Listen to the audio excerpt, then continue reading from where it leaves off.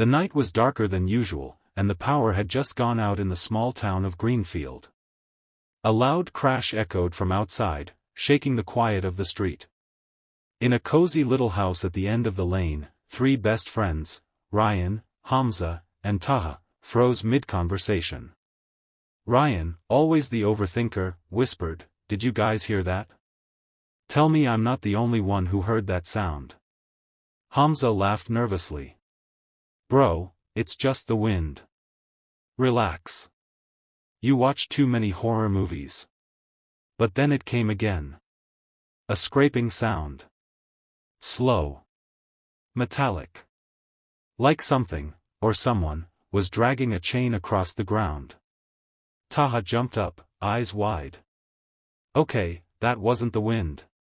They huddled together, the light from their phone flashlights barely enough to cut through the darkness. The room felt colder, the silence heavier. Outside, the wind howled through the trees, but this sound, it was closer now. Ryan took a deep breath and said, "We need to check it out." "What if someone's hurt?"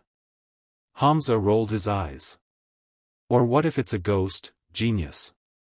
Still, curiosity got the better of them. They stepped outside, phones held high like torches. The street was empty, the shadows long and deep. Then they saw it, something moving behind the old wooden gate near the abandoned house across the road. "Bro, no way," Taha whispered. "That's where old Mrs. Darcy used to live before she disappeared." Their hearts raced, but instead of turning back, they tiptoed closer. The wind slammed the gate open, revealing a large shape covered with a white sheet. Hamza screamed and dropped his phone. Ryan jumped back, yelling, "It's moving! It's moving!" They sprinted back to the house, tripping over each other, laughing and shouting all at once. Inside, Hamza locked the door and panted, "We almost died. I swear that thing looked right at me." Then, from outside, they heard a familiar voice. "Who's there? Why are you shouting?" They froze. It was Uncle Farouk, their neighbor. He stepped out from behind the gate, holding the mysterious, white sheet. "You boys scared of this?" "It's just my bed sheet." It flew off the clothesline. For a moment, silence hung in the air, and then the boys burst into laughter.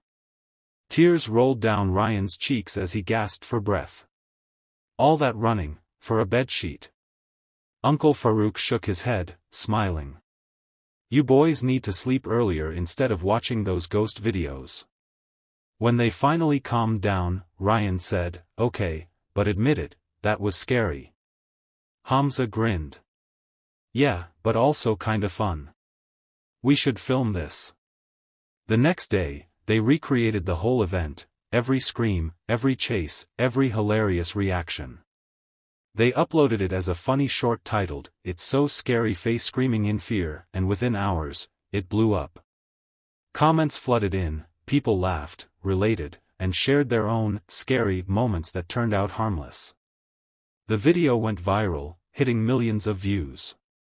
But more than that, it reminded them, and everyone watching, that fear isn't always about go.